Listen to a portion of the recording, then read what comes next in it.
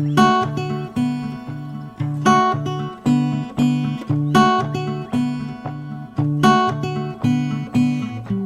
everybody, my name is Kristy Rice and thank you so much for joining me today. We are going to paint peonies 3 different ways today. And so here's how it's going to happen. We're going to stick with kind of a free and joyful style of painting. We're not going to get terribly detailed because I don't know about you, but that freaks me out a little bit. So we're going to stay happy, joyful, and free and loose today. It is peony season in my backyard and I could not be more thrilled. So I picked a bunch, you can see them over here by me, and we're gonna be working from life. Now listen, if you don't have peonies in your backyard, it's all good. I want you just to go to your phone, go to your iPad, whatever you have, and find some images of peonies that you love. You can find one image to work from and that be it, okay? So here we go. Don't be nervous. If you've never painted before and this is your first time here, welcome. Thank you for being curious and interested in making art for joy's sake. And I promise, watercolor will change you. So here we go. So simple materials. This is my favorite brush. If you've been painting with me for a while, you know all about the Royal and Langnickel Mini Majestic 1/4 inch dagger. I have lots of fun videos where I use this brush alone, and today is no different. I'm gonna be using this brush and only this brush because I'm all about keeping things simple as you paint.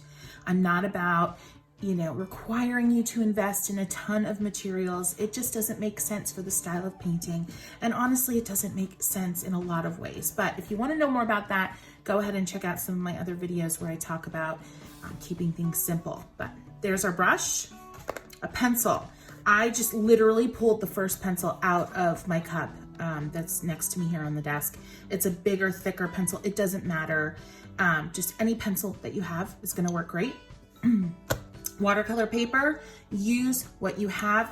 Cardstock that you get out of your printer probably won't be the best choice, but any kind of paper that has a little texture to it, that if you can look at the back of the paper, if it, the packaging, it has a little bit of a cotton content, is gonna work great. Mixed media paper will work. And then guys, any watercolor pigments that you have. You can use Crayola, okay? Anything you have. Don't let the fact that you think you have subpar materials prevent you from sitting down and painting with me today. Okay, so the first style of peony that we're gonna work on is gonna be using this pencil. And let me just pull a peony here from my vase. Here we go. Kind of a classic peony in a lot of ways, right? Isn't that lovely? And again, don't worry if you don't have fresh peonies. Don't go out and try to buy them. Don't go out and steal them from your neighbor's yard. Well, no, kidding. Okay, pictures are fine, photos on your phone, fine. Print something out, perfect, okay? I just happen to have fresh. First style, you can start one of 2 ways. I'm gonna start this way. I'm actually going to just pencil sketch in the basic structure of the peony. So I'm gonna look at it head on. It's head on there for you, but this is head on for me. So bear with me for a moment. I often start with the center of a flower and I'm just making almost like an amoeba-like shape. Okay, and then I'm starting, and I'm not putting a lot of pressure on this pencil. I'm not making a very dark mark. And I'm just gonna quickly put in some petals. They're gonna overlap each other. Some are gonna be bigger than others. Some are gonna be smaller, shorter, longer. Make some suggestion of like how this petal folds over here. Okay, down here the same. I'm gonna fold over the petal. All right, and then some more here. And one more up here. Okay, and then go out and add your second layer. Okay, so I'm like right here, kind of right here on the flower. This should not take you a long time. This should be very imperfect. We're not, talking about a realistic style of painting here. Nope. Okay. Feel free to pencil in some leaves. Peonies have these like long, skinnier leaves. Pencil some of those in, all right? Maybe down here. And why don't you go ahead and add a bud or 2 or 3 in there. I often talk about compositions working really well in threes and odd numbers. So let's add that in. Okay, that's it for your pencil right now. Now let's do a classic wet on wet. If that is a new term to you, don't panic. We're gonna wet the paper first. I'm gonna just wet random areas. If you go outside of the pencil lines a little bit, don't panic. I'm using kind of the broad side of my brush here, not the tip. My water is clean. A great tip is to have 2 containers of water, one for clean, one for dirty. I only have one right now. All right, and then you just grab whatever pink you love. I'm saying pink because my reference peony is pink. And I want you to start dotting and kind of scraping, scratching your brush into those wet areas, okay? Rinse your brush a little and then put a little fresh water next to those areas that you just put in to kind of blend and smooth. Okay, see where we're at now? I'm gonna pull my peony back out because I wanna see, you see how it's lighter? The areas, the petals are lighter out here. So I kind of wanna make that obvious. So I'm grabbing a light pink, which I happen to have kind of this light creamy pink on my palette, but if you don't, just add a lot more water to whatever pink you do, and magic, it will be a light pink. Adding water to any pigment of watercolor is going to make it lighter. All right, beautiful. Now, if you want to, grab some yellow. Start putting it in the center. If you have too much pigment on your brush, wet it. Come back and spread around the pigment that you do have. Feel free to let the pink and the yellow touch. They're both wet right now, so when they touch, they're going to explode like you're seeing here. If you don't want them to explode and run into one another, either be really careful or let the pink dry and come back later. I'm a little bit more adventurous. I also don't mind a little bit of explosion between colors. So I'm taking my chances here, okay? You did see me add a little bit of orange. Yep, you can do, here's the thing with wet on wet, when the paper is wet, that is your time to add additional colors. Additional colors. I'm taking kind of a dark red here and I'm starting to dot in this dark red while everything is still wet. The dots are a little bit too much for me, so I'm gonna smooth them out with a wet brush. Isn't that beautiful? I'm gonna grab my brightest pink. Now again, if you only have one pink, that's okay. Just use different levels of water. And I'm gonna add some really bright pink out here on the perimeter. I'm very casually following the lines that I made with the pencil, but I am not being a stickler about it. I'm being free, I'm being loose, I'm trying to stay out of my head. Art for joy's sake is all about the experience and not so much the outcome. I mean, of course, we want a beautiful outcome that we can be proud of, but I find that if you stay out of your head during this style of painting process, the outcome typically matches the feeling you had while creating the piece. So, all right, we're gonna let this dry. This, if you're following along with me, your paper is probably gonna be pretty wet right now. So we're gonna just let that sit, let that dry for a little bit, okay? In the meantime, I'm gonna grab a green that I'm inspired by right now. Now I'm gonna use wet on dry, okay? I'm gonna stay in the lines a little bit closer just to have more interest in this painting. In here, we're a little more wild and bold. And then on the leaves, I'm gonna tighten things up a little bit, okay? So we've got wet on wet technique here, and now I'm using wet on dry. I've coined a new phrase recently, and I'm calling it wowed. Wet on wet, wet on dry, wowed. So I'm going in a little bit more of the tip of my brush, pressing down, adding some interest, and I'm not really blending as much as I'm putting in some texture. And I'm gonna leave, boom, I'm gonna leave it like that. I like some of that white space that I left. Grab another green if you feel like it and dab into those wet areas.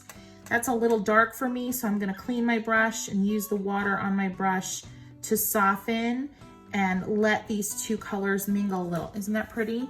So right there, I went from wet on dry to wet on wet in the same leaf. All right, grab another green. I don't do a lot of mixing on my palette. You know that about me if you've been with me for a while. I find that the result that I get from letting colors mingle and dance together on the page is a lot more dynamic and interesting and kind of suits my particular style really well, like I'm doing here. Yep, I added a little a surprise of lavender to that green. Isn't that fun? So I do not typically call out, okay, I'm using phthalo whatever now, and I'm using alizarin crimson now. You're not gonna hear me do that. If you have any specific color questions, I'm always open to answering them. Definitely comment or contact me directly. All the information that you need for that is below.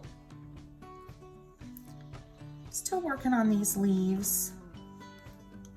Now we're only a couple minutes in, and I don't know about you, but I really think that this already is an interesting, valuable piece that we've created here.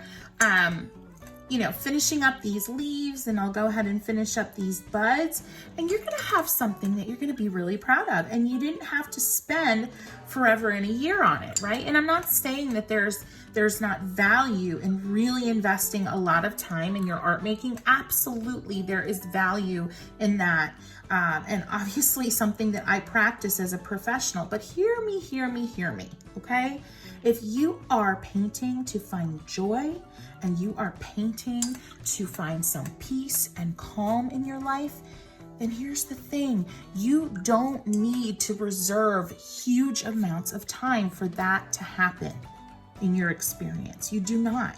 You do not need to commit to tremendous amounts of time and space in your life to paint and to create and to make art for joy's sake. It can take just a few minutes, literally. Now, if you want to, and your curiosity turns into a little bit of an obsession, then by all means, continue to be obsessed with watercolor, because there is absolutely nothing wrong with being obsessed with watercolor. But I don't want anyone to ever feel like it takes a ton of time to harness joy from a painting experience. Does it take a ton of time to become an expert, what someone would call an expert? Sure, absolutely. But to harness joy, that can be found in the absolute newness of an experience. Absolutely. I just went ahead and started dabbing in some new color back into the pink flower just to test the water, see where I'm at. If you're impatient like I am, you can certainly use a hairdryer to dry things up a little bit more. But I'm just gonna push this a little bit further, and then we're gonna move on to the next type. One thing that I wanna do and show you that's super fun, bring your pencil back, guys. Go into the wet page. Now you could stop here. Like I said, you could stop here, be happy. This is beautiful. This is fun. This is joyful. This flower clearly says peony. It could be a rose too, but you could certainly stop there. But bring your pencil back out if you're curious. And let's go in and further define or redefine some of those marks we initially made. Now, this is a great time to change up some of the original marks you made if you want to change an angle on something, because remember, when we first started using the pencil, we went very lightly, very lightly. So now you have that ability to make some changes, right? And to define things further or change angles, change direction. I am now pressing a lot harder on the pencil because I want this to show up. Notice I made some random little squiggles. So fun. Get some squiggles in there, guys. It feels good. I'm defining some of these leaves. You could even draw in additional leaves that are just pencil at this point. Be loose. Don't worry about making the perfect mark or creating the perfect shape. I'm gonna go in and further define that center a little bit. Now don't overdo it at this stage. You don't wanna overdo it. I love what happens when you put dry pencil, graphite, into wet watercolor. Okay, it's just so beautiful. Another little trick that you can do, take whatever color you're using. I'm gonna use a bright pink here now. By design, I'm gonna add bright pink here. And it's not only because I think it'll look good there in that particular flower, but it's because I'm going to drag some of that color out and make a leaf. Look at that. I'm gonna drag some of that color out, drag it out. So I put my pencil in the wet area with all that pink and I'm dragging it out to make this kind of cool watercolor graphite hybrid on the page. Isn't that gorgeous? You could take then your clean brush and blend, and you're still gonna see that graphite shining through. Add a few more squiggles if you want. There it is. There we have it. Fun. All right, let's move on to the next style of peony. Here we are back with our second peony style. I would definitely recommend staying with the same peony, either the live version or the photo that you've chosen. It's just really fun at the end to examine all three peonies next to each other, and I think you can learn a lot from it. So here we go. This is all about the brush. We're not bringing in any type of pencil or anything else, just about big strokes done quickly and kind of instinctively. I'm gonna start with this light pink, and I'm gonna make sure I'm looking at my peony from the top down. Again, this isn't about realism, okay? Our goal here isn't to recreate exactly what's in front of us. Do we want to have it to kind of feel in general like the peony we're looking at? Well, sure, who doesn't? But don't panic if it's not perfectly mimicking the exact peony in front of you. That's not what this is about. I'm kind of going back and forth between using the side of my brush and the tip. Right now I'm using the side. Got to get that center in early on. That helps me feel in control. That helps give me an idea of where I'm at, where I'm going. And I'm just gonna continue. I'm actually feeling really good about this pink color that I've chosen. I'm gonna keep going with it. Adding some more petals. And you'll notice I am kind of staying away from the previous petals. I'm giving them like a little bit of a white border as I go here. Added just one stroke of color here and then some clean-ish water. At this point, my water is not completely clean. A little bit more here, another petal. This is kind of the turned up part of the petal. You can kind of start to see that happen. Nice. Still using that same pink color. And give all of your petals kind of their own space, their own breathing room with a little bit of white in between each.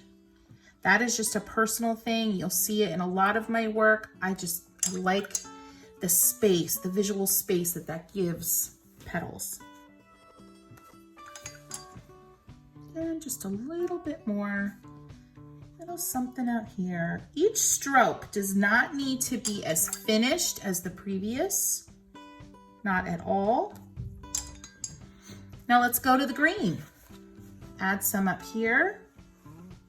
If you have not gone through my my video on how to paint leaves, all different types of leaves with one brush, this would be a good time to check that out. I'm just pressing down, dragging and lifting up.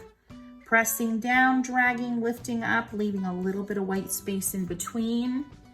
Now's a great time to dab in some alternate color into these leaves for a wet on wet addition. Nice. Use your favorite greens. Don't worry about what I'm using. This is a little bit more of a yellow green, obviously, but use what you love. I'm gonna go in here and add a little bit of an orange. Things are starting to bleed in there. I love that. I'm gonna go ahead and create a few buds.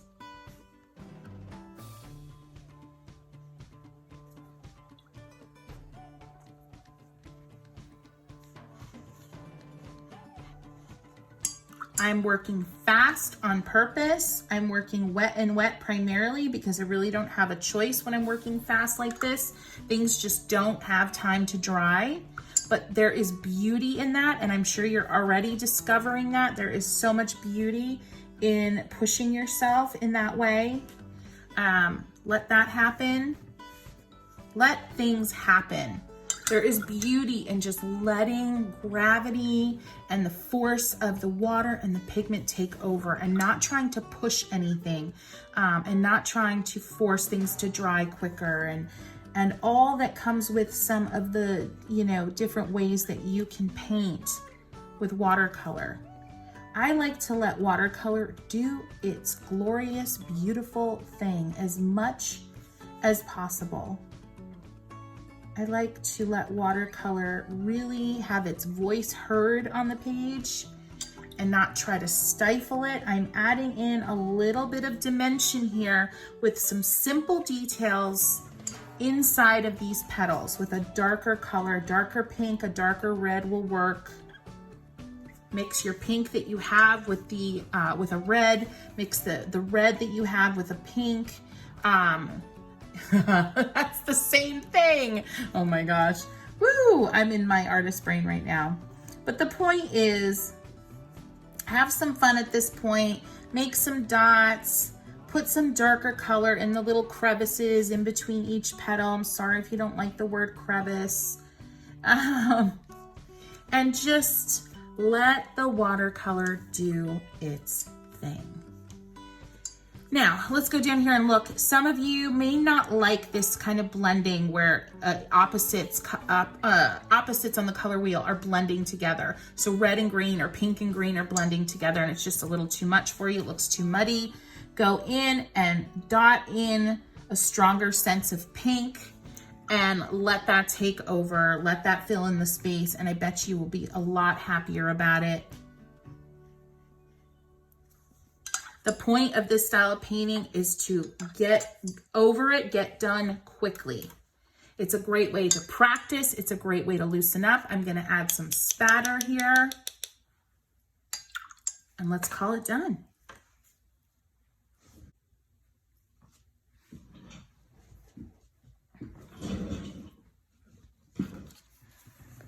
Okay, we're back for the last style. This one is a little bit more of a linear approach, but again, just our brush, that's it, nothing fancy. This time, we're gonna be using the point of the brush quite a bit, this little point right here. If you're using just a round brush of any kind, just the point. Doesn't matter what kind of brush you're using.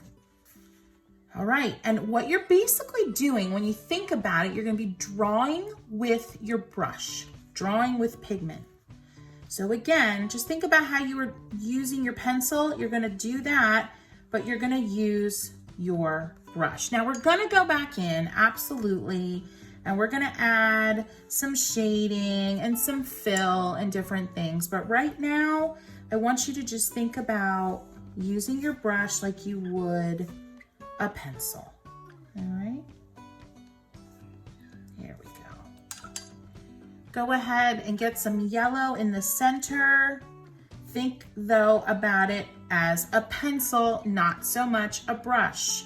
Keep things linear. Linear meaning just outlines, essentially. This is fun. This is where you can get loose and wild. This will probably be the least realistic of your pieces that we've done today. So expect that of yourself. Don't panic when you're like, but it doesn't look like a peony. Oh, but it will. It'll have the spirit of a peony, okay? It will, I promise you. Let's go ahead to the green. Same idea. Using your brush like you would your pencil. There we go. Smaller one up here. And some more up here.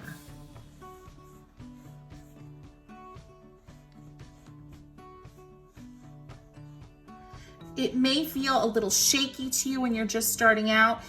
If you're following along with this video exactly, I would start where we started.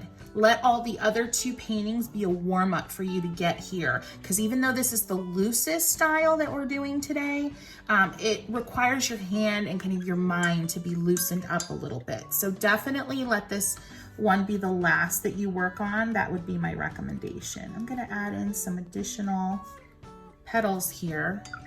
Now, right now it's feeling a little, just a little wild. So I'm going to just clean my brush, go back to the painting with clean water, and let the brush pick up some of the pigment that you've just laid down. Not everywhere. In certain areas, let that brush pick up some of your pigment. Let that brush define certain areas with just soft blending of color. Now it's starting to feel just enough like a peony for you to be happy with it. But that's the point. The point with making art for joy's sake is expression, it's experience, it's not end result.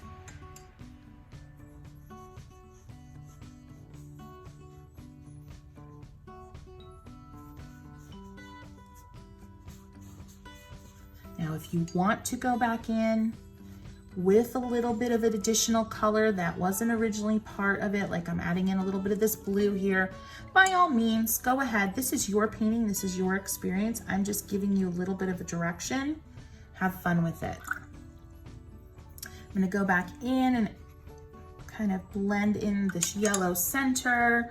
I've been dying to see what it would look like to add a little bit of green into that center, as we know some flowers have. Love it. I'm also going to grab a darker color and just add in a little bit dotted color here and there. Some of the dots, the pigment's going to travel linearly like it did there. Some of the dots are just going to spread evenly like they did there. Some of the dots are going to just become dots and add more interest to the center. Make sure you do that when everything's still wet so you can experience and enjoy all the different ways that dotting color onto a page affects your painting. Isn't that lovely? Guys, I live on a retired farm with boys who, well, men, but you know what I mean by boys. Boys who have a lot of big toys and like to drive them around my backyard. So that's probably a little bit of what you're hearing there. Add in some squiggles if you want. Add in some more linear details, especially of course into the leaves. And there we have it. There's our third peony, guys. Thank you so much for painting with me today. I hope you had as much fun as I did. And I really hope you give this a shot because it's not only a great exercise, but it is really joyful to experience peonies 3 different ways. So happy painting. See you soon.